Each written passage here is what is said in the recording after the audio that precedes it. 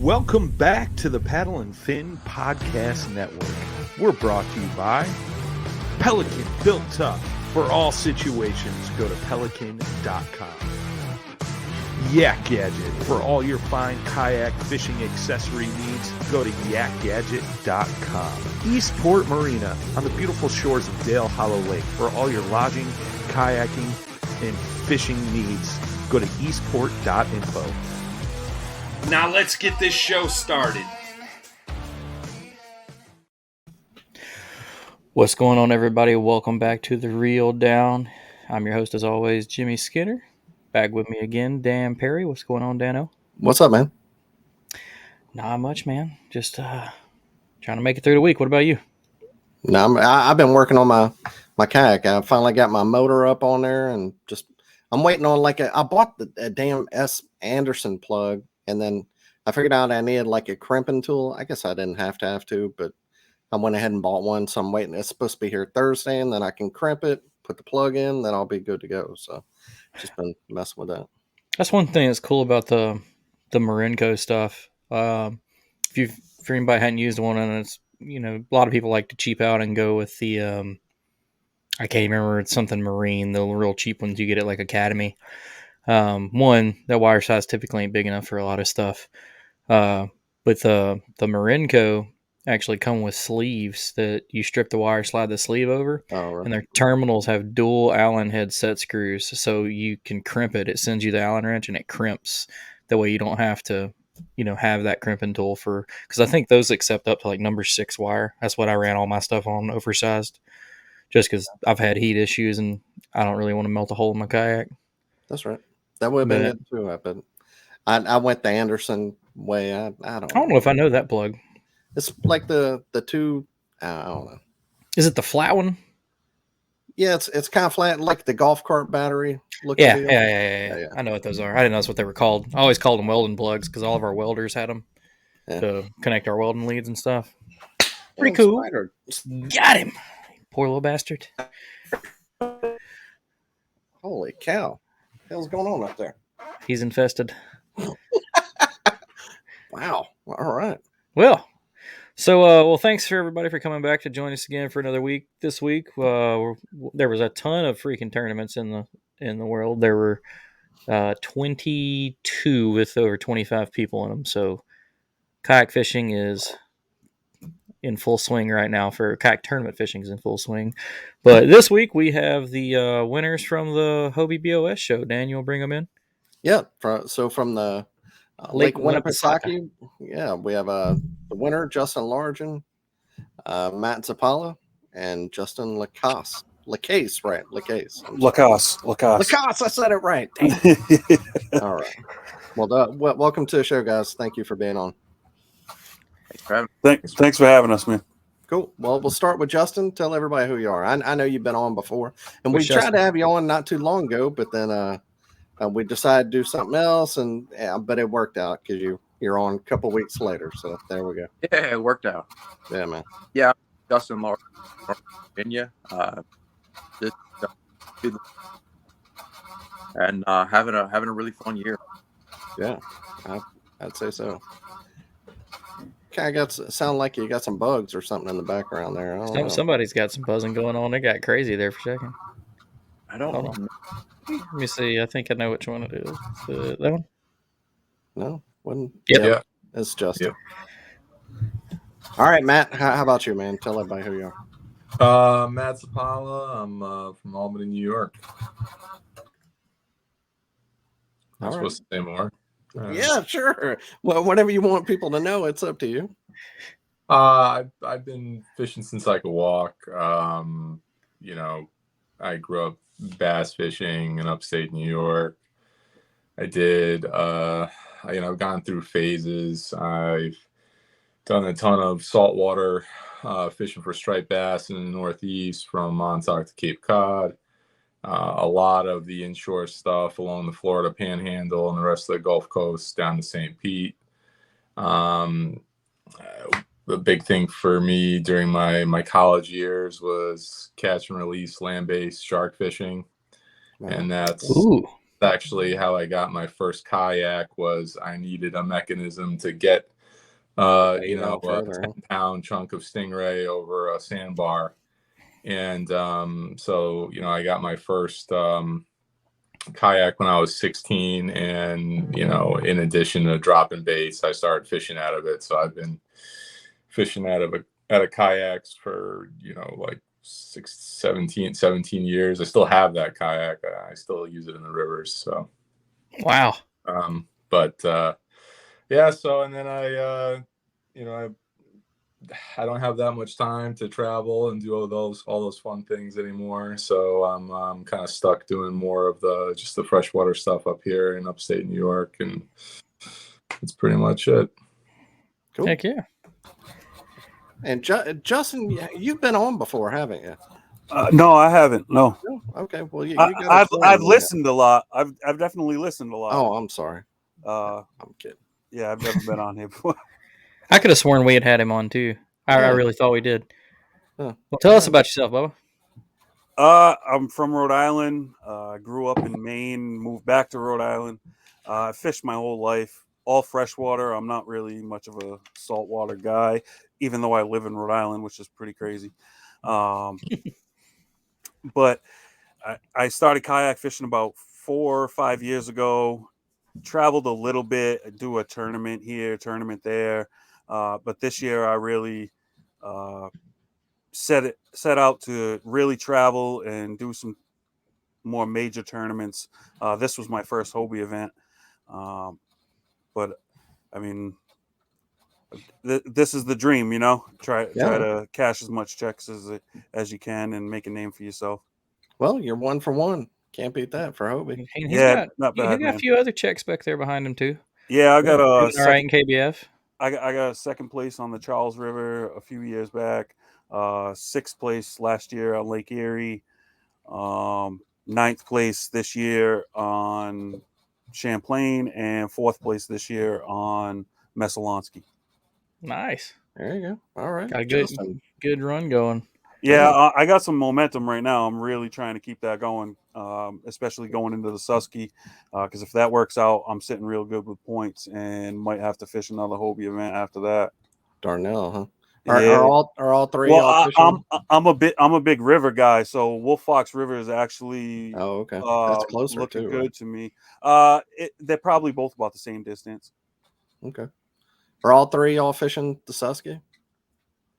I get in the Susky. I'm on the wait list. I'm like 40 or 50 names down, so it's not looking. Don't count yourself out, because my buddy had the same thing on Chick. He was like 46th down, and he ended up getting in. So don't count it out. I wanted to get into Santee, and I didn't expect it to sell out as fast as it did, and I didn't get in. So I was on the waiting list, but by the time they got to me, it was like a week before the tournament, and I think I was like 38th or something on the wait list, and they ended up getting to me, but with a week notice, there was no way I was getting the time off of work and then being able to practice and all that stuff. So I didn't go to Santee. Yeah, I got in on the wait list for the for Eufaula. I wish I hadn't, but yeah, they can keep that lake. And I live in Alabama. They can have it, man. The lake stops at the state stops at Montgomery. Everything else below it is crap. I was going to say, man, like, I've fished for a long time, and I've never really considered that a lake in Alabama. We always, I don't know, it's just not part of the state, it seems like. But because we have Gunnersville and Pickwick and Wheeler. And yeah. Seminole and Eufaula, both them lakes. I don't know. It's crazy because they play Eufaula up like it's supposed to be like the big bass capital of the world. It used to be. They've got the statue. Right? Yeah. I remember, I think it was less than 3 years. I remember when, I think it was Major League Fishing was there, and it was just like 5-pounders everywhere for everybody all day. I mean, big fish, 8-9 pounds. It wasn't like it is now. It's just, I think that its title just brought all that pressure, and it is what it is now. Just like every other lake, Kentucky Lakes, which I think Kentucky Lakes coming back. Gunnersville sees a lot of pressure. Is it? I try to explain that to people all the time. That's why you can't really stick to your spots all the time, and like stick to always like I have some friends and stuff that like they always think that this is historically great. Well, it seems like it goes like a 4 or 5 year cycle. Sometimes that just hits the bottom of the barrel, and then 5 years later it comes back if it's taken care of.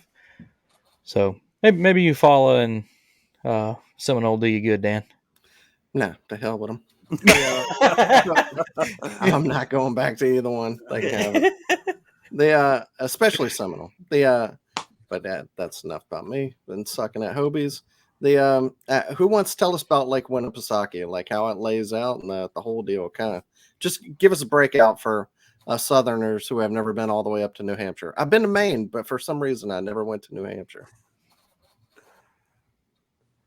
Well, you guys would be better suited to do it than me. It was my first trip, but it's a lot of deep, clear, like emerald blue water. And then there were a couple places that had some, I guess, some shallower areas, but some charcoal, almost Florida looking tannic water. But Ooh. I mean, I kind of stayed in my comfort zone and chased largemouth, but I think the lake sets up much more of as kind of a smallmouth destination. Yeah, I mean, it was my first time there too, but it's just your classic glacial lake in the Northeast. It's gin clear water, big water. I mean, what is it, 59,000 acres? I mean, it's a big ass lake. Surrounded by mountains. It's beautiful. And yeah, it's the big thing here to also remember for you guys down south is it's a 2-stage fishery. Okay, warm water and cold water species. And then there's that weird interplay between the two. And that's also common in a lot of our other glacial lakes, so whether it's Champlain, George, Cayuga, all that stuff. So I don't know if Lacass has anything to add. You've been there before, right? Yeah, I've been there 3 times, and I've sucked twice. I've never even caught a limit there until this weekend. So I do have a little bit of history there. Like they said, it's crystal clear water. That's not my thing at all. Like, I belong down south. I like to power fish. I like thick grass.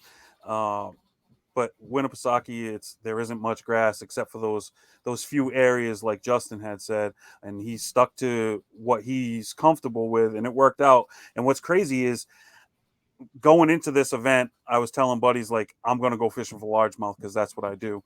But then seeing what people were doing in practice and talking to people, the smallie bite was insane. I was like, I don't think the largemouth population can keep up at Winnipesaukee. And I kind of heard from the people I talked to, I heard it was like a lot of people were really, really smashing them in practice, and that they were expecting big numbers. I put up 90 on Friday, and I mean, that was between like a huge area, you know what I mean? I wasn't picking areas apart. I just catch one here. The way I practice is 1's a fluke, 2's you got a pattern going. So I catch 2 fish on a spot, I move, catch 2 fish on a spot, move, 2 fish on a spot, move. And just doing that on Friday, which was my only day of practice, I put up 90. And it was like insane, because tournaments there in the past, if you look at them, 88 has won it, 82 has won it, and 84 has won it in one-day events. So going in, I was just thinking, I need mid to high 80s, and I'd be all right. So when I put up 90 in practice, I was like, man, this is insane. Yeah. That's awesome. So what was it? So it's just fishing abnormally good? Yeah, I've never seen it that good. The smallmouth were up super shallow. I've never seen smallmouth so shallow except for in a river. But a big lake like that, I've never seen smallmouth that shallow. I mean, like 1.5, 2 feet of water, and it's crystal clear. I mean, you can count the stones in 30 feet of water. So it's that they were just easier to target. Yeah, they were super easy to target. Yeah, I think that's what played into it. Were you guys see any of the smallmouth? Because I was up looking a bunch, and I don't know if they're just, if the camouflage was so good or what, but I could not see them, and unless they were hooked. If you stayed still long enough and really stared at an area, You could see them, especially Sunday. Saturday, they didn't seem to move around much. They would just tuck up to the rocks and they stayed there. But Sunday, I noticed when I was standing up and really looking around, I started to notice them start to school together, and it looked like they were all starting to move into deeper water.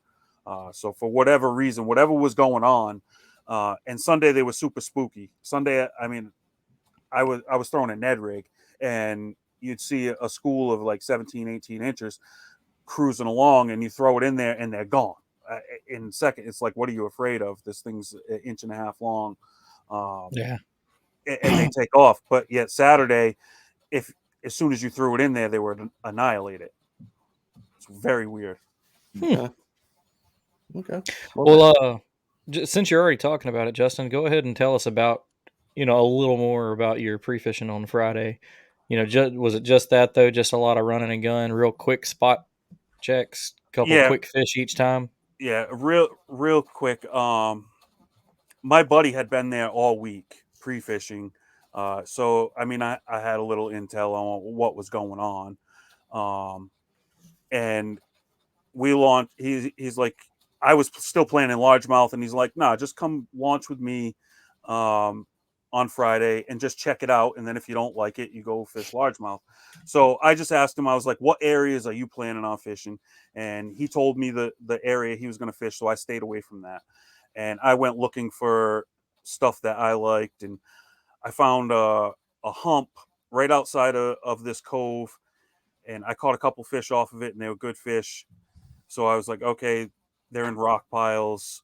I looked at my graph, found some hazard areas that were marked with buoys. And I just went to those areas, and it seemed like every single one of them that I went to, there was fish on those rocks, and they just were all stacked up on these rocks. So I was searching with a spook. I think it's a great search bait. They'll come up and they'll inspect the bait, or some of them will smash it, but a lot of times with smallies, they just come up and tail whip it.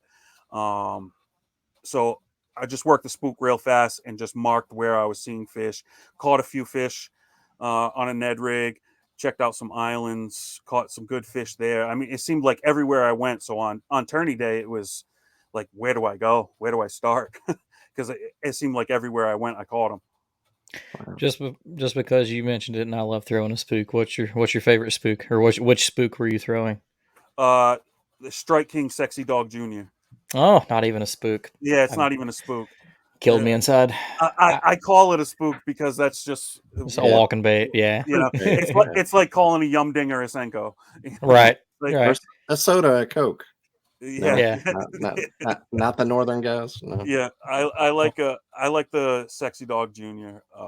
It's a good small profile, and it seems to walk really well for me. Heck yeah. Matt, how about you, man? Well, I wanted to find a spook bite, and I was throwing the big saltwater one, and that's my favorite way to catch smallies up north around here, is throwing a big spook. I didn't find anything on that. I had some smaller fish on a popper, jerk bait and a Ned, but the bites were, and Justin, I don't know. I mean, when I went looking shallow, it was just like very random.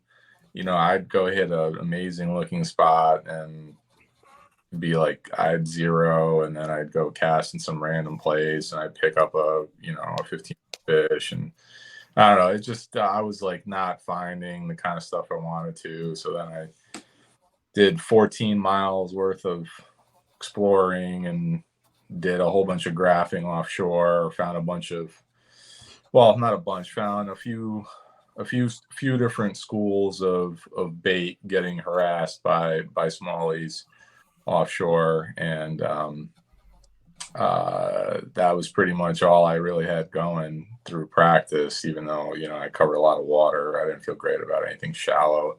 They were like, from where I was fishing, I mean, they were around, but I wasn't confident in a shallow bite leading anywhere. So I went out deep on tournament day. So okay, so practice wasn't that good. So No, I felt terrible. No, I felt terrible. And with those schools, in particular, the one that I ultimately ended up choosing to fish, it was the very first spot that I graphed, and it was the spot that I marked Avionics app last year when the schedule came out, and I said, if this sets up the way that I think it could, it could be a really good deal. And ironically, I went another 13 something miles and didn't find anything else quite like it. So yeah, that was it. Was that Well, like some crazy depth? Sorry. What's that? Was that like super, super deep? No. Oh, okay. Like 30.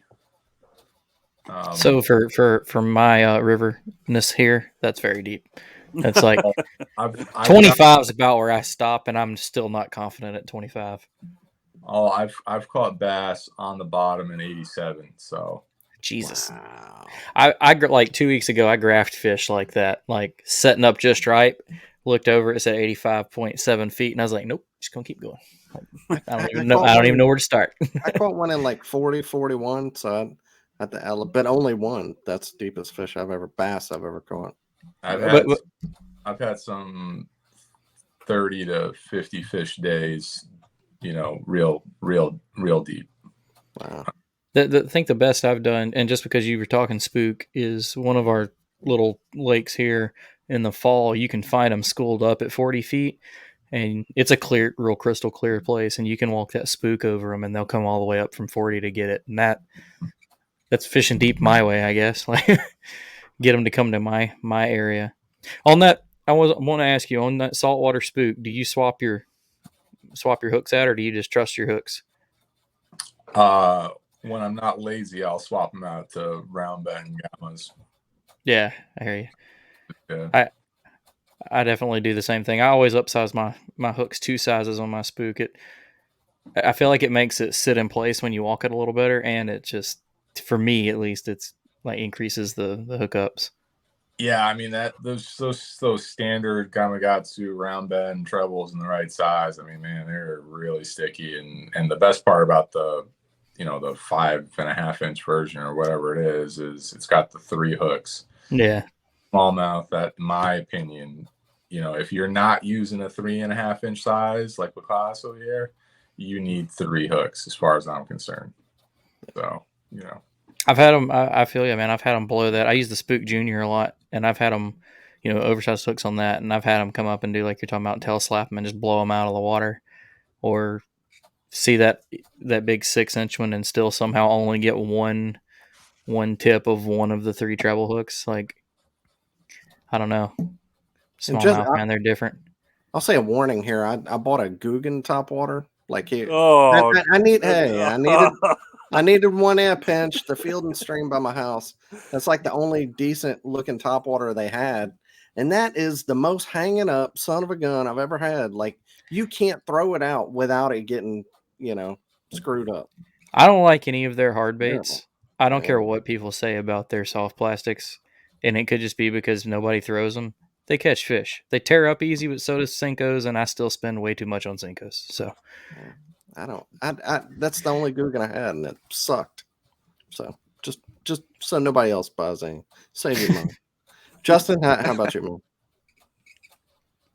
My practice was interesting. The dock talk that I heard kind of before the tournament was it was a smallmouth lake. It was going to take 85 inches. I had just come from a tournament on chain. People were saying, "Oh, it's not Champlain." So I spent some time chasing the smallmouth. It's not something I'm real comfortable with. I haven't had a whole lot of opportunity to do it in a lake like that. But I spent the first week, spent a bunch of time doing that, and I got a few bites. I caught more rock bass than anything. That got really frustrating after a while. And then I played around shallow a little bit later in the day, and I got a couple of good largemouth bites. I covered a pretty good distance. It was a lot of space between bites, and I didn't really like the area Wednesday. Thursday, completely different section of the lake. I got into this one pocket and just figured something out. I just kind of lucked across it. I happened to see a fish cruising, and it was acting funny. A lot of times, you see one and it'll spook real quick, and this one acted almost like a fry gar, like it was circling around and it kind of came back, and I never could really tell what it was on, but it just acted funny. So I spent a lot of time standing up, using the kayak like a paddleboard and going through that area, and ended up seeing a couple of fish on beds. I think they were just really late spawners. And then there were a few that were cruising. I had a few, I cut the hook off of a swim jig and was throwing that around, and had a couple come out from underneath the dock, a couple big fish follow it. And that was kind of what I'd heard, was that there's big largemouth in the lake, but you can't really find enough of them. But what I found in practice that day was it was just kind of a wad of them in there, and they were all pretty good size. So I spent a lot of time just going through every little nook and cranny, checking every single dock in there, putting waypoints down to mark where I'd found a bed or what I thought was a fry garter. I saw a couple of small fish rolling at one point, but it wasn't a ton of fish. It was, like I said, it was quality, but not a ton. And that I decided, let me spend Friday looking for something else like that. And I spent the whole day doing that, and in a kind of a different section of the lake, and found just one little pocket. It wasn't really a dock thing in that area, but it was just some late post spawners, and I almost didn't even go into that pocket. It didn't look like anything. Real shallow going into it, a couple of homes on it that had little docks and boats. But it was real shallow at the mouth of it. There was, kind of like the other guys were saying, there were some rock hazards there, and I just drifted over the shallow stuff and happened to see a few that a couple that were fry garters, and then one I think that was locked on to an actual bed still.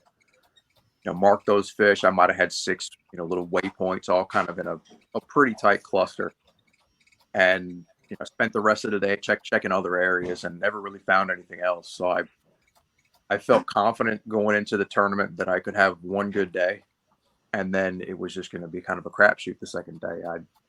I didn't feel good that I had enough to actually Enough numbers, yeah. And I thought put up a big enough bag on the first day that if I could put up 70, 75, maybe that'd be enough to get some good points or sneak into check range. But after the first day, when I saw how many people had 80 to 85 inches, it was like 50 people over 80 inches, I think, something like that. I was really nervous at that point. I was really happy to have the bag that I had, but I did not feel great going like that. I had underestimated the size of some of those fish in that secondary area, but I was not confident that I could do any better than maybe 75 to 80. And I was honestly, there were so many people that launched in that area where I found those fish. There were so many other kayaks, and then so many other just recreational fishermen going in there. I didn't feel good. I felt like somebody else was going to find them.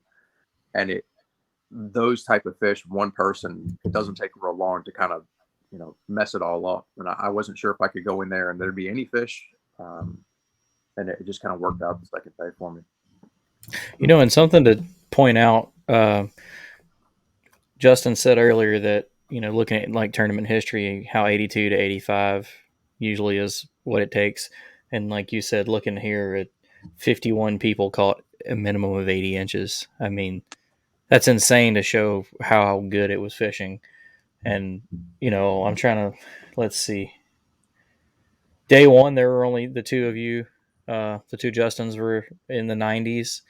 And then day two, Justin, you were the only person to post a 90. So that 80 range was just covered up both days. And it didn't taper off much on day two. 44 people still caught, in the 80s. I mean, that's insane. Like, when going off history, I mean, that really does show that it was showing out for y'all, last weekend.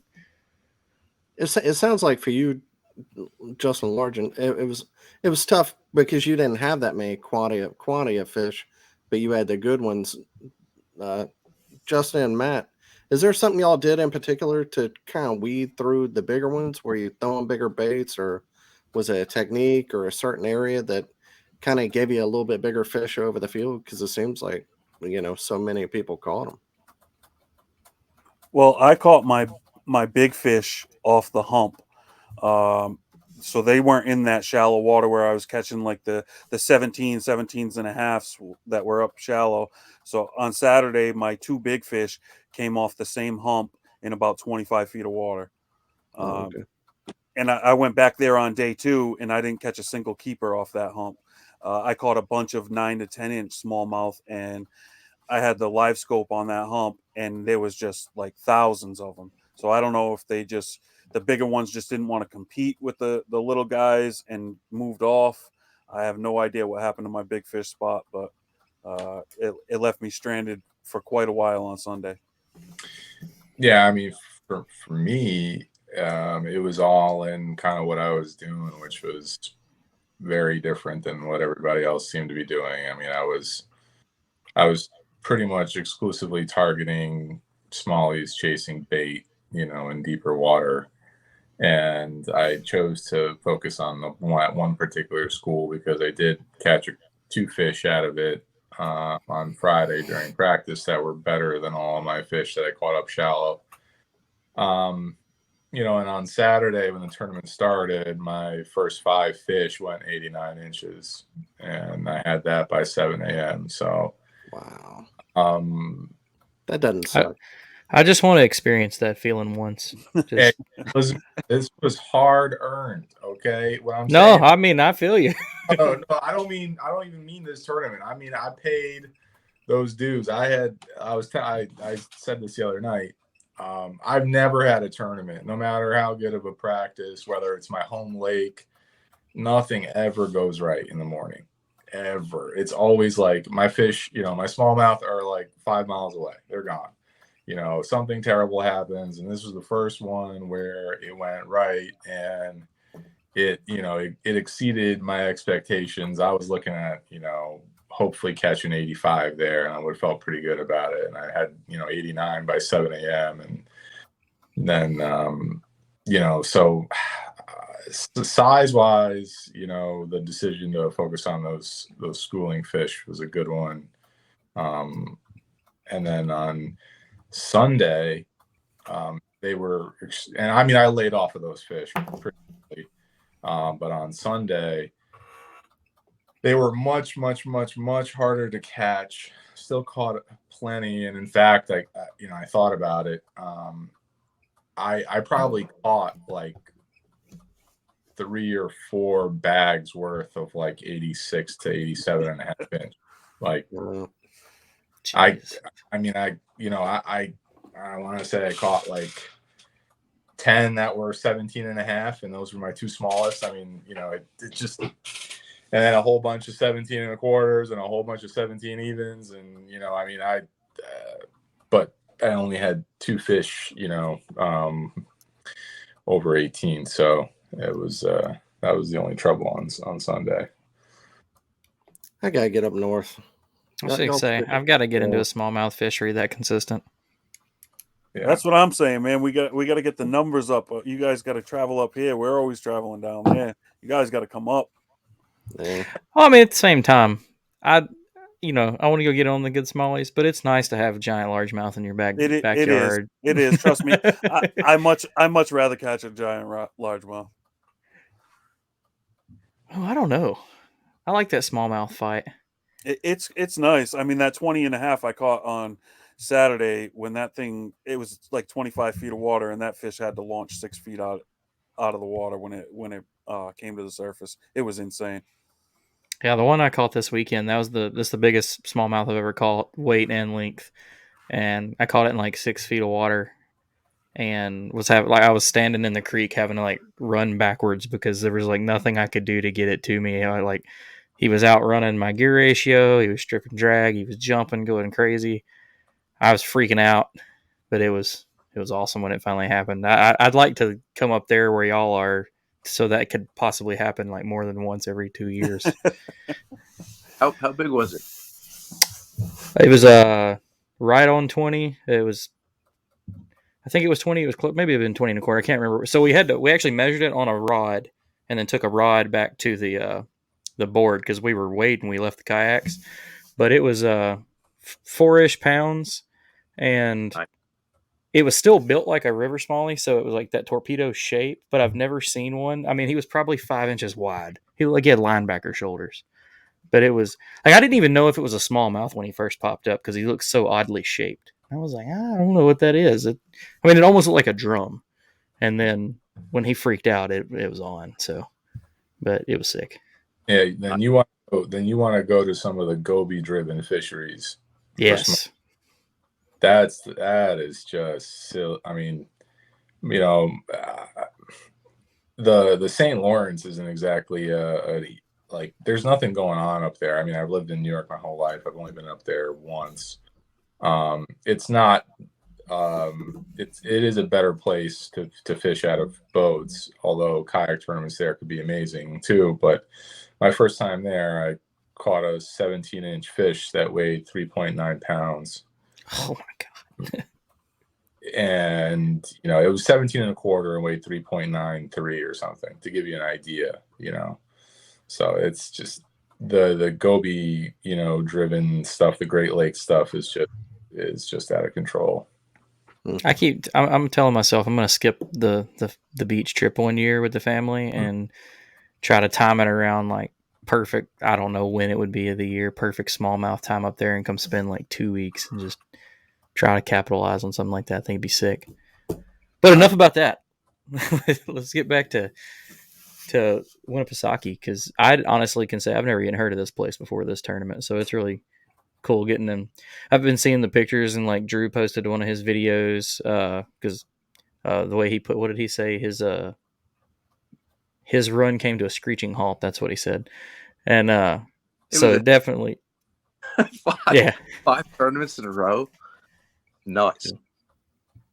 I feel like there should be a mercy rule if he had pulled that one out, or he had to like skip one or something like that.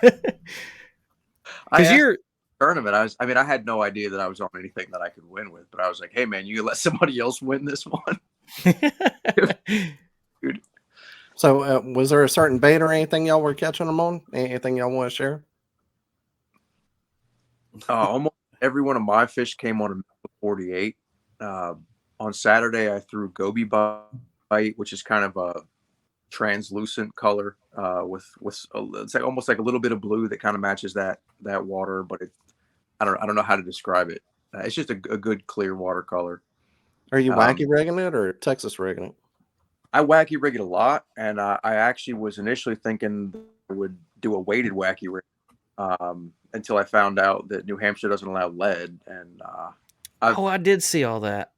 That was a bummer for me because I have some tungsten, but I've most of my tungsten is like flipping style weights for largemouth. I didn't have a lot of other options, so what I did was Texas rig. I used a light wire 2-watt EWG hook. I had 8-pound line, I think a 15-pound braid that it was a really long leader. I was really using the braid more as backing to fill the spool. But I caught almost all my fish on that. The second day, the one bed fish that was actually on a bed, I caught on it's called a quiver, 4.5 inch. It's basically a stick worm, but it's got kind of a spade tail that makes it kind of have a nice little glide when it falls. Yeah, the lightweight. I think that fish was close to 19, like that. But everything else on that stick worm, and it's if you've never thrown it before, it's think of Senko, the same type of little shimmy as it falls. It's about the same weight as a Senko, but it's a different material. It holds up a lot better. It doesn't rip up. And instead of like a Senko has that, you've got the thickest part in the middle where that egg sac is, and then it kind of tapers off on the ends. Yeah. This does the end. You kind of have, or the opposite, you have bulbous tails on the end, and then it gets a little bit skinnier in the middle. You keep that same shimmy, and you can actually recycle the things. Like if I can take all the baits that I tore up, basically the two ends match, so I can, once you tear up one end, you just flip the thing around and it fishes the same way on the other end. And then, when you tear that one up, you throw it in a bag, and, later on you can wacky rig it somewhere else. But yeah, I need to invest in those just to save some Yeah, money. for real. yeah. And I wasn't using, even when I wacky rig, I'm not even bothering with those little, the little O-ring deals. It's just, I like that bait a lot. I don't even throw the Senko anymore. It just replaced it for me. Real versatile. You can Texas rig with a light weight too, and you use it as kind of a light flipping bait. It has done a lot of work for me this year. Yeah, I mean, I'd write that one down. Yeah, on my end, you guys ready for the big smallmouth secret? Berkeley flatworm. Never heard of it. Yeah. Do you believe in it? Yeah. You believe in the scent? Yeah, I brought this topic up last night. I do strongly believe in it, and a lot of that has to do with just live scope is a remarkable learning tool, and I think you can get past like sort of anecdotal evidence, or theory when you can make multiple presentations to the same, and you're doing it to the same fish, right? And it's a thing, and the flatworm's an absolute killer. On Champlain at the BOS last year, I got 6th, and lo and behold, I was using a green pumpkin flatworm last year. I was drop shotting it just like I was drop shotting it this year. Last year it was in 10 feet of water. This year it was in 30. I mean, that was it. So I caught something. I used the old Berkeley gulp stuff too, some old school stuff from my saltwater, and that stuff still works. Freshwater, saltwater, doesn't matter. But yeah, that was pretty much it. I did a lot of experimenting, but at the end of the day, that's especially when you're dead sticking something and you have the smallie just nose down on it and just sit. I mean, you can literally watch them just sit there, and I just feel like my heart can't handle that. That tank is going to get in there, and and it helps out. So, are you using the Max scent, the purple bag, or are you using the, I guess you would say, standard scent, the yellow package? Max scent all the way. Purple bags. I don't know if you can see the purple bags. There's some purple bags in the middle. Oh yeah, a whole bunch of it. So yeah.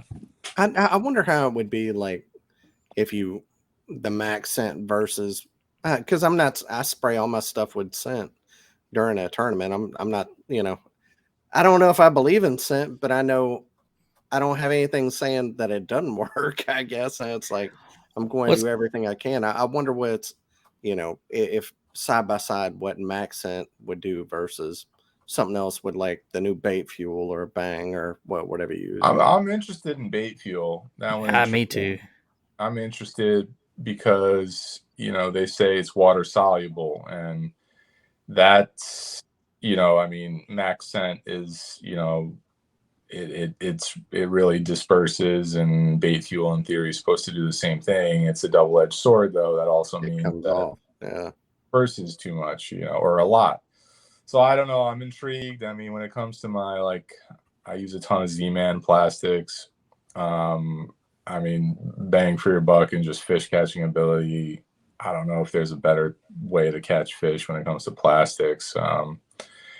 And they pre-scent some of their lures with ProCure, and I'm also a believer in that as well. I've got my own stuff. I'll rub down Ned rigs. I'll squirt some of that in the bags and let it sit, and it absorbs into the Elastec, and it just gets all in there like permanently.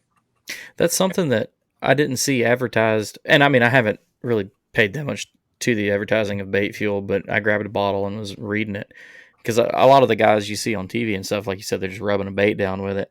It says it on the back of it. It says, fill up your favorite bag of plastics and marinate it. And I was like, oh, well, that makes, So I think that, I don't know. It seems to be hype right now, and all the people I know using it seem to like it.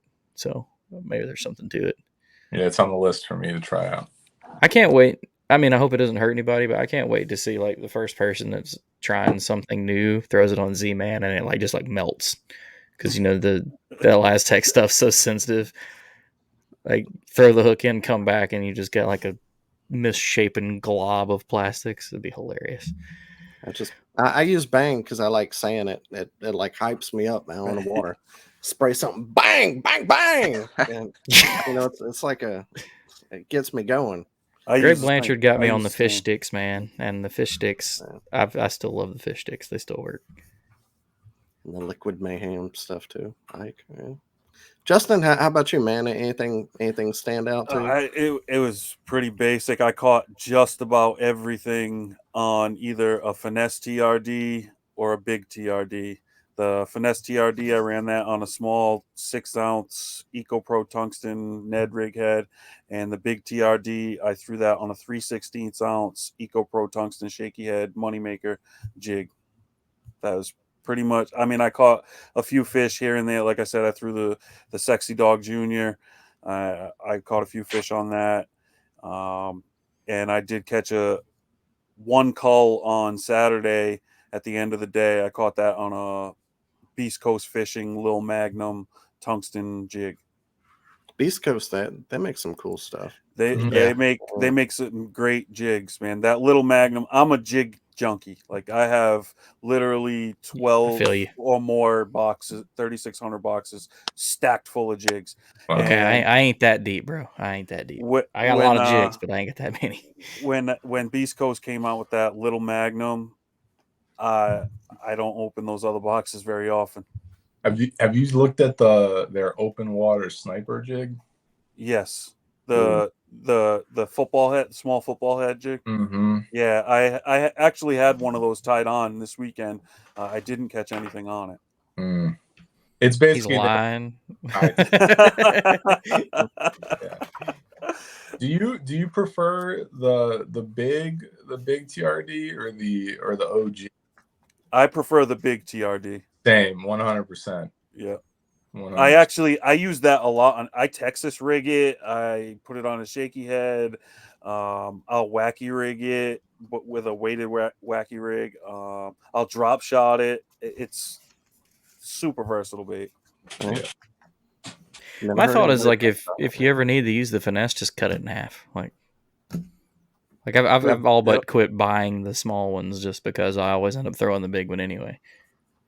I used to use the Bang stick for Nico rigging. I just cut it off and use that as TRD. I mean, it's just the big tickler, I guess. Right. Yeah. Ticklers. So since we've kind of roughly went around everything, if y'all want to go back through and just give us a good rundown of maybe like your best catches from each day or however you want to do it. Whoever wants to start, man, just sum it all up for us one more time. I guess I'll flip a coin. I'll flip a coin. I'll go first.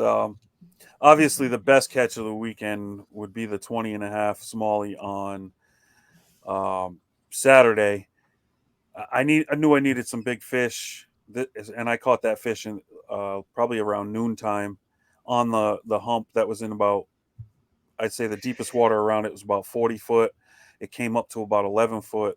I was fishing in about 25 foot.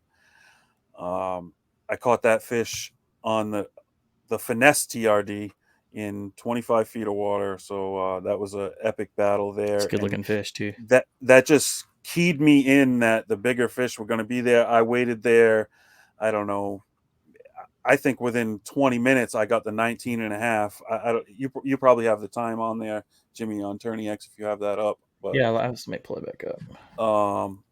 It didn't seem long to me that I caught that 19.5, literally the same exact spot. But the fact that they were gone on Sunday, because immediately after that, I left. I was like, I'm going to need these bigger fish tomorrow. So I just went looking for new water. It doesn't I show ended- me the times, dang it. No. And I ended up culling after that with I think a 18 or something like that that I caught on that jig. So did that 20 and a half, because I know there were a bunch of them caught. So yours was according to Tourney X, is 20 and a quarter. Oh, was it? Oh, sorry. Yeah. Did you get big fish? No, there was a 21 caught on Sunday. Really? Yeah. I see. I don't know how I missed that. Okay.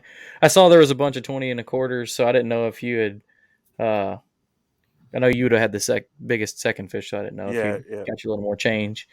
And that 21 is a freak size largemouth. That thing looks like it came from down here. Yeah, it's thick. Whew. And on Saturday, I mean, I had lost two good fish early because of a really poor hook choice. As they said, there's no lead allowed in New Hampshire. And I normally throw a tungsten Ned rig anyways, but I was running low because I'm fishing rock piles, breaking them off.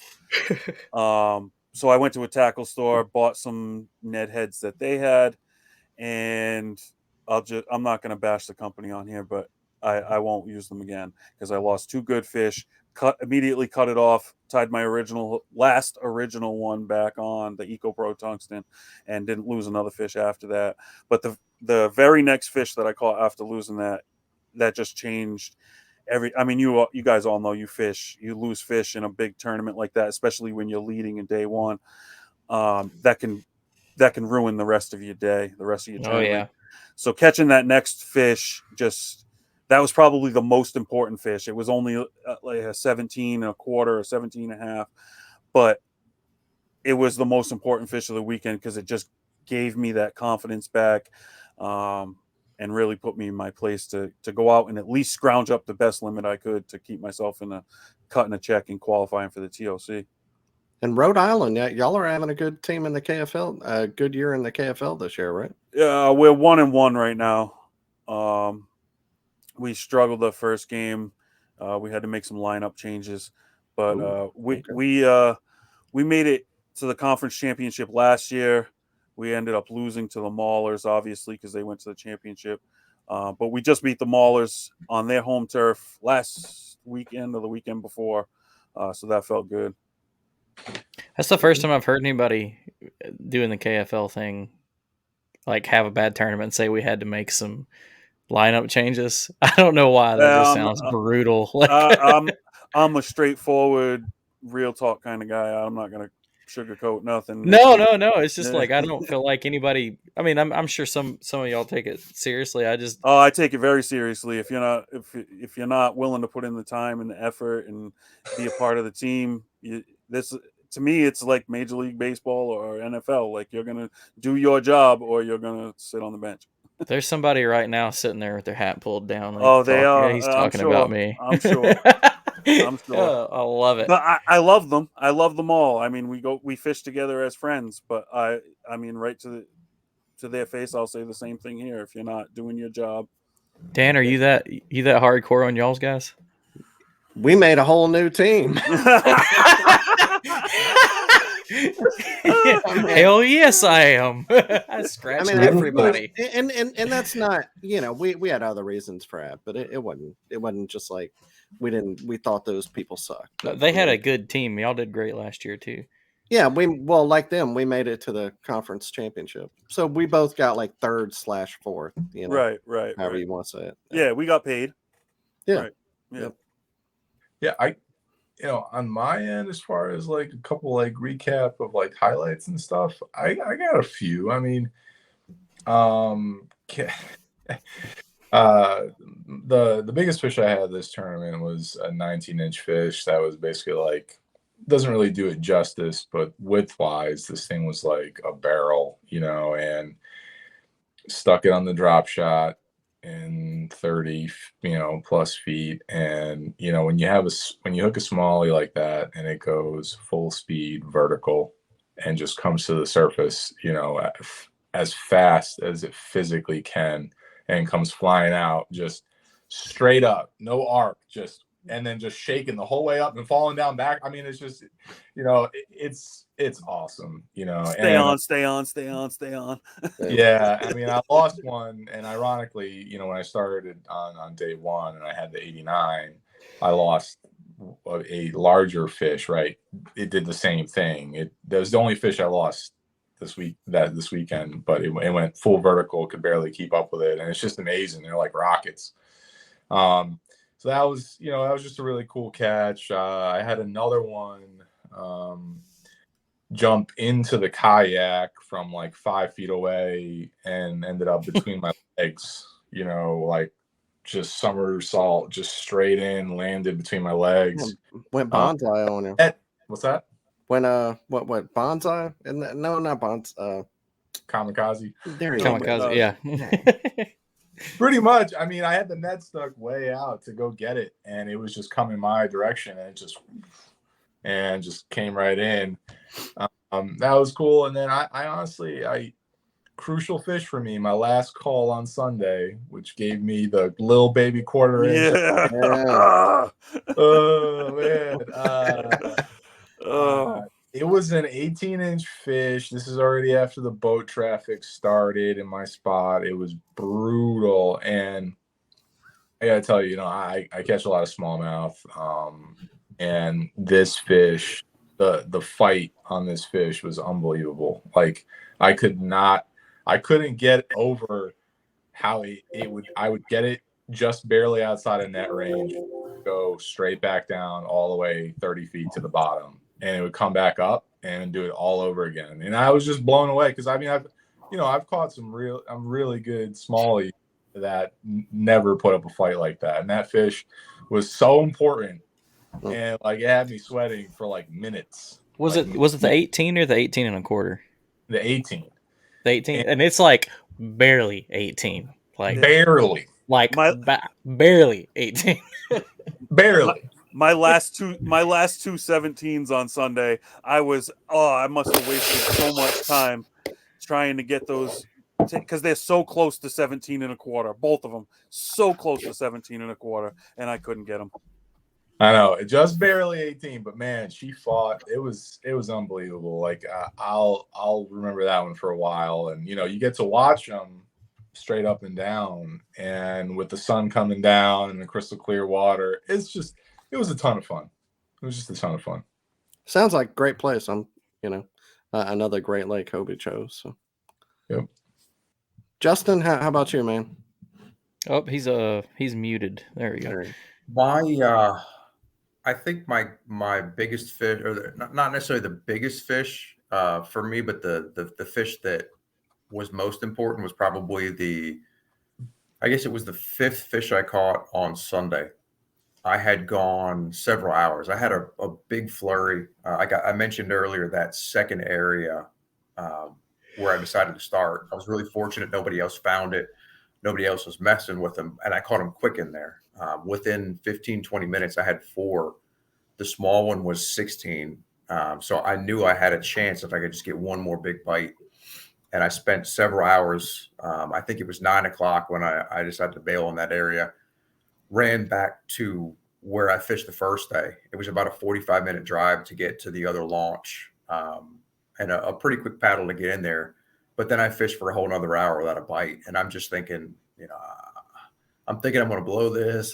Did I make the right decision? And I had found probably the only really decent or consistent area I found for smallmouth was not too far away. And I was getting to the point where I was about to run out there and just try to catch a smallmouth. I had a drop shot rigged on a different rod, and I was just going to go out and see if I could catch a smallmouth off at this point to fill the limit.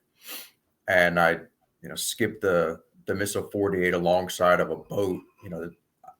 There was just a really nice shade line, and I skipped the bait. It hit 3 times on the third skip. The fish sucked it down right off the surface and swam straight into some thick grass. And I've got that 8-pound line, and it was the first one I'd had that actually, swam into. It was close enough to a grass patch to get into, and it bogged down it, and I thought it was going to break me off.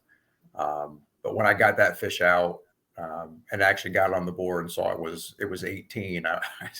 I was it was just like a weight coming off my shoulders. It was an awesome feeling, and I settled down. I kind of learned from that fish that the fish had positioned differently than they did the first day. The first day I left that area early at 10 o'clock. I had my 90, and I spent the rest of the day looking for more fish. But once that sun got high, they pulled out to the deeper part of the dock. There was some still, the shady dark spots, but they were in a little bit deeper water. And, the next, 30 minutes, I caught a couple more, on 18 and a 19 and a half was I think my last fish of the day. But that fifth keeper was the one that I really calmed down, because I felt like I knew there were a lot of people who were close, a lot of people with 85 inches, but I knew that I was going to have a really good chance of making a check, and it was going to take a lot of people having a really, really good day for me to not be close. I felt like I had a good chance to make the TOC at that point. And I went from being nervous and thinking that, another bad day too, where you kind of mess up your tournament, to really feeling good. And it was just, that made my day. Did you think you had it in the bag coming in? Yeah, I kind of did. But at the same time, you never know. There were so many guys with 80 to 85, and you never know. There's so many good fishermen, and there's so many lakes where there were a lot of 20-inch fish that got caught. And, somebody runs into a wad of them and puts up 100 inches. There were 50 guys that could have done that in the field, put up 100 inches and had 180. So even with that fish I was just talking about, I was sitting at 180 after that fish, but I still didn't feel great about it. And I didn't know. I wasn't going to feel, I don't know. I've had too many where I felt good going in, and then you end up, after the leaderboard shuts off, a couple guys who were out of cell range submit some fish, and now all of a sudden you fall down, and you go in thinking you're going to get some hardware, and you end up first out of the money or something. Yeah, or close, but and it's a good day, but it just kind of, I don't know. I'm not taking it for granted until it happens, but I felt good. I felt like it was, if somebody caught 100 inches, I was going to shake their hand and say, "Great job, man! You earned it." I was happy that I didn't lose it. I didn't give it away. Well, were you happy after day one, seeing that Drew was not gonna, come take that next one from you? Because Drew, I'm trying to think. He was down there. He was like 39th, so he had 82 first day. Like you said, he had a good first day, and he could have capitalized on it. But I don't know. Did you just? And I only bring it up just because everybody knows he's been on his like little run. Did you really think that he was going to come around you on day two? Was he the one that you were thinking about the most, or? I wasn't really thinking about anybody in particular, but if he had walked in with 100 inches, I would not have been surprised. Figures. The last couple of tournaments. Yeah, like the last couple of tournaments, fishing against him, he when the leaderboard went off, he hadn't uploaded fish, or I don't know if he hadn't caught him or he hadn't gotten in cell range, but I've fished in every single one of the last tournaments that he's won. It's amazing seeing, him putting up 95 on Champlain back-to-back days to sweep the trail, and then take the Pro Series at KBF, and then the two back-to-back Bassmasters. It's an insane run he's been on. So I would not have been surprised if he came in with 100 inches and, jumped everybody. Are you going to come down to just the Bassmaster on Pickwick? Are you making that run down here for that one? Sorry, I think my internet connection's cutting out. I didn't hear it. I was asking if you think you were going to make the run down to Pickwick for that Bassmaster event. Oh, most definitely. Sweet. At least I feel like if Drew shows up, I feel like he's going to have a good finish. And I did the math. I don't remember exactly the number of places, but I have to finish a number of places ahead of him to get AOY. And I feel like it's a long shot, but I'm not going to, I'm not going to give it to him. I'm going to make him earn it. Heck yeah. Well, we appreciate y'all being on. Before we let you go, we want to give you a chance to shout out any sponsors or anybody that makes fishing just easier. Rhode Island, Justin. How about you, man? Yeah, I'm gonna first thank Hobie BOS for putting on this event. This was my first Hobie event, like I said, and it was fantastic. Hobie does it right. FX Custom Rods, Extreme Angler Series. They supply me with the great rods, technique specific. Lose Reels, Strike King Lure Company. My wife for holding down the fort. I got 5 kids, and she takes care of the home while I'm away. I couldn't do this without her. My mom, big shout out to my stepdad. Anybody who's followed me in the past knows I always shout him out because he is my biggest fan. I couldn't get through a tournament day without that guy. I mean, text messages all day, keeping me out of my own head and focused on the goal at hand. Ocean State Kayak Bassin. Great group of guys here in Rhode Island. I founded the club and handed it over to a buddy to run last year. Couldn't do it without those guys. I've learned a ton from fishing with them. And the Rhode Island Rebels KFL fishing team. We're coming for that KFL championship this year. There you go. We'll see. We'll see about that. Matt, I'll see you there, Dan. Yeah, sounds good. On check. Hopefully we'll be there. Matt, how about you, man? I don't have any, sponsors or anything like that. I'd like to thank Hobie for, coming out, putting on another great tournament. I hope they come back up and showcase some more of our fishing up here, and I'll be there. Sounds Heck good. yeah. And I'll do it for the other Justin. Missile baits, quantum rods and reels. That's his sponsors. I know those. So yep. We appreciate y'all being on, and good luck the rest of the season. Thanks, guys. All right, Thank thanks. Y'all Congrats, Justin. You too. All right. Well, another good show in the books. Sucks that Justin's internet went out there. I seen him take off running real fast to come back, but he was fighting it. But so like I said before, we had a bunch of tournaments go down last Saturday. So everybody hang out with me for a little bit because it is going to take a second. Oh boy. We will get started. So first off, we've got the Ontario Bass Nation Bassmaster event on Rondo Bay. They had 49 anglers. First place was Rob Baginski with 88 3/4. Second place, Darren McGuire with 88 1/4. And third place, Tim Percy with 88 1/4. Tim Percy. Heck yeah. Moving on, we've got the here he is. Oh, he came back. Bring him in. Yeah, here. Man, shout out. Guys. Yeah, Quantum and Missile, man. Shout them out, dude. Yeah. I got to thank Quantum. All the rods and reels I've got, everything I'm throwing is Quantum. Vicious Fishing, that's the line that I'm using, and then Missile Baits. I've used them heavily for the last year, and they have since this spring, man. I've just about every check I've cashed, it's been on Missile Baits. They've played a role in everything good that's happened to me this year. So, and then I got to give a shout out to Mom and Dad for putting up with me talking fishing all the time, and for following me all the time, following along tournaments and cheering me on. And then some of my fishing buddies, they know who they are. I've had multiple guys reaching out, at a couple different events this year where you're having a rough patch, and then you get kind of a text, "Hey man, get another one," and it Fires that helps a lot. It motivates you, and I've had a couple where after I get that text, you go on a little run, and so yeah, thanks to those guys. Cool. Well, thank you for being on. Good luck, man. You're doing great in Bass and Hobie. Good luck the rest of the season, man. Much appreciated. You guys have a good one. You too. Later, man. All right. All right. So back to it. The kayak anglers of Eastern Pennsylvania on Lake Nakamixon. We're going to go with that. First place was TJ Swaney with 56 inches, 3-fish tournament.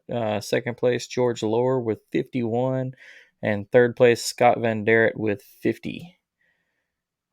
Next up, we've got the Buckeye Kayak Fishing Trail. It says the Portage area.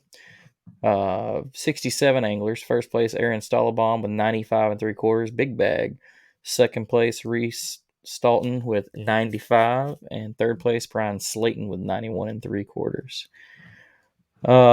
Next up from that, we have the Ontario Kayak Bass Trail on Lake St. Clair. They had 112 anglers show up for that one. The Canada clubs are putting out, ain't they? That's nuts, man. Yeah. Well, they can only fish like a month, so they gotta get out. They there getting while it they in, can. yeah. So, Kidding, Canada. Don't get angry. oh Lord, they won't. They're too nice. Oh, First place, Michael Blumhagen with 96 3/4. Second place, Adam Blackmore, who also had 96 3/4, lost by a 1/4 inch big fish difference. God, that's gotta suck. Third place was Justin Aram with 95 1/4. So, bunch of big bags. There were 90-inch bags all the way down to 23rd place. So, St. Clair is on fire. it's on fire up north right now. So next up is the Kayak Anglers of Laurel Highlands in an event called the Steel Plate Classic. Didn't really see where it was, but it was a 2-day event. 36 anglers. Adam Dobbinspec, 162 1/4. Second place, Keaton Votley with 158.5. Third place, Daniel Darrington with 157. So decent numbers. Most of those guys, looking at it, all had way better second days than they had day one. So kind of small 2-day limits, but good job to those guys that made it happen. Next up, the Mountain State Kayak Anglers are on the south branch of the Potomac. They had 29 anglers. It's a 3-fish event. First place was Rick Goff with 52 3/4. Second place was Jordan Ross with 50.5. Third place was Bradley McClung with 50 inches. Next on the list is the NYKBF event on Oneida Lake. They had 44 anglers. First place, Bailey Ige, again, 92 1/4. He's on a roll. Yeah, he is. Second place, Dale Van Horn with 89. Third place, Simon Morgan with 86. All right, moving on, we have the Michigan Kayak Trail on Muskegon Lake. 46 anglers, 5-fish event. First place, Stephen Crooks with 86 3/4. Second place, Christopher Gilrath with 86 3/4 also. And he lost to the big fish, but by 1 1/4. Or no, by 3/4 of an inch. So, damn, that sucks too. Third place was Tim DeSmit with 85 3/4. Moving on, we had the KBF TN event on Percy Priest, which was also in conjunction with the KBF event, which we'll get to in a second. The KBF TN event had 28 anglers. Chuck Miser, first place with 86. Second place, Paris Edwards with 85 1/4. And third place, Josh Stewart with 83 1/4. Next up is the Minyak Trail on Horseshoe. 30 anglers in this one. First place, Ryan Thompson with 93 1/4. Second place, Daniel Zimmershed with 90.5. Third place, Joey Vanyo with 88 3/4. Next up is the Nebraska Kayak Series at Red Willow. They had 30 anglers as well. First place, Austin Bland with 94 1/4. Second place, Kevin Workman with 91.5. And third place, Brady Stores with 90 3/4. Bunch of good bags in that tournament. They kept the 90s up through 5th and good numbers through the 10th place. Another good event. Next up is Indiana Kayak Anglers on Hardy Lake. He had 38 anglers. First place, Anthony Burris with 74 3/4. That's a 5-fish tournament. Second place was Jacob Fordonsky with 71 3/4. And third place, Jeff Fordonsky with 71.5. Something to note is only if the top 4 had limits, and no one caught more than 2 fish past 8th place. So tough event for those guys. Next up is I'm going to call it SICK.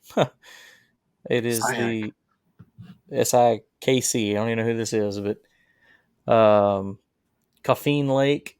They had 26 anglers. First place, Mike Gregert with 84 3/4. Second place, Austin Weed Hunter with 84.5. And third place, Dustin Siegel with 84. Next up is the Southeast Texas Kayak Bass League. They were on Conroe, and they had 73 anglers. First place for Orlando Nandon with 90 inches. Second place, Andrew Dixon with 89 3/4.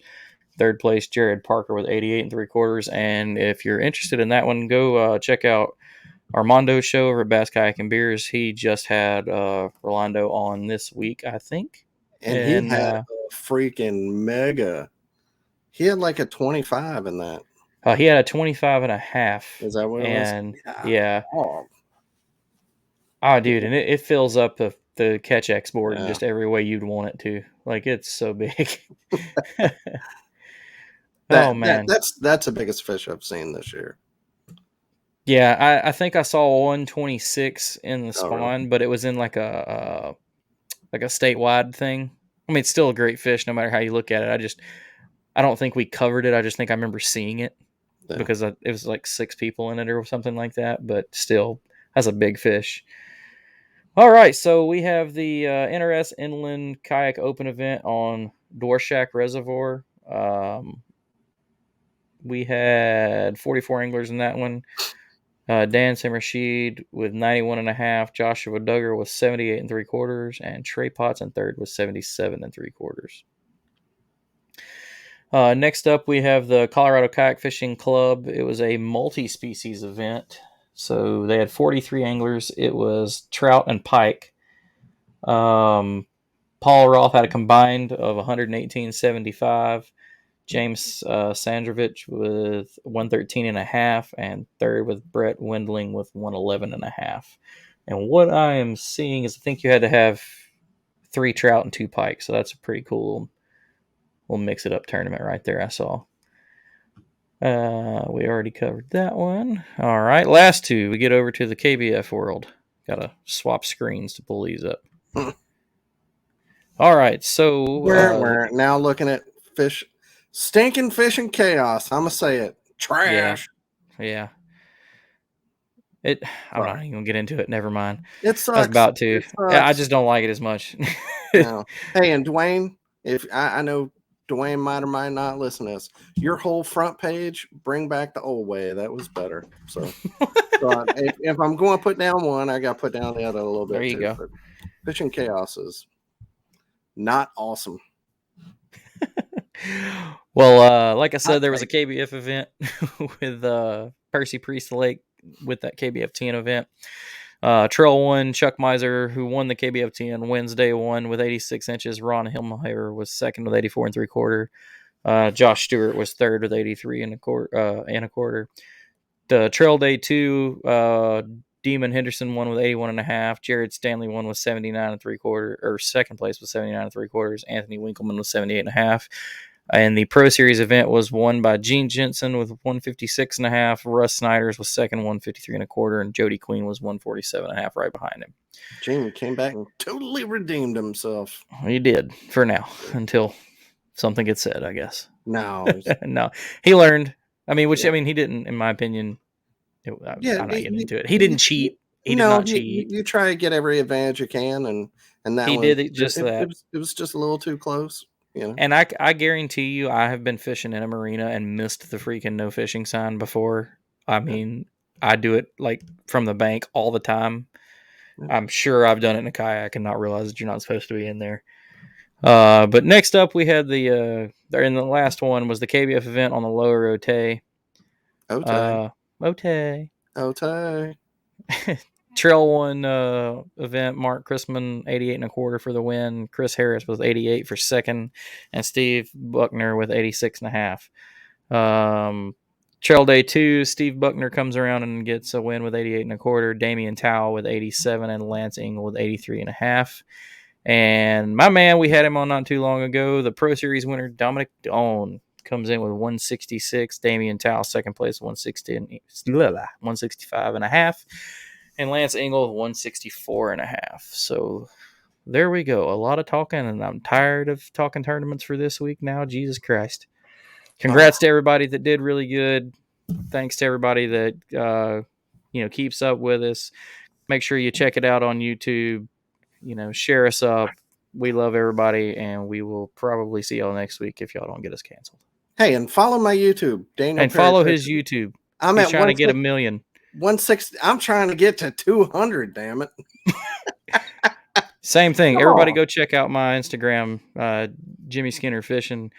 I want to hit 2,000. I'm at 1,600. So 400 of you fine souls, go give me a follow. There, we should have a competition, like who can hit which one first.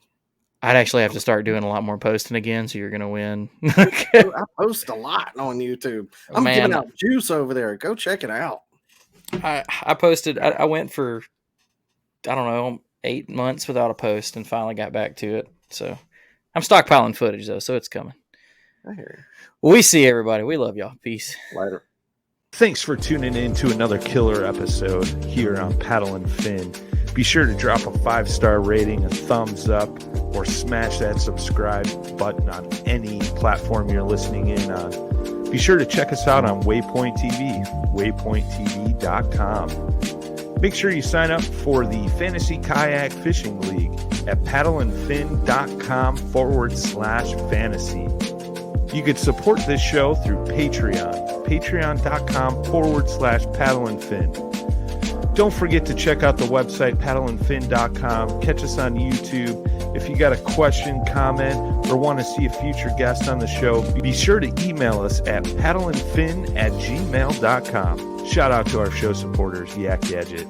You can check out all the fine kayak accessories at yakgadget.com. Pelican Professional. For all your cases, coolers, and lighting needs, go to pelican.com. Rocktown Adventures, your Midwest premier paddle sports destination. Go to rocktownadventures.com. Eastport Marina, the beautiful destination on Dale Hollow Lake. If you're looking for lodging, kayaks, kayak accessories, or anything fishing related on the beautiful Dale Hollow Lake, go to eastport.info. And Jigmasters Jigs. When in doubt, get the jig out. Go to jigmasters.com and fill your tackle boxes today.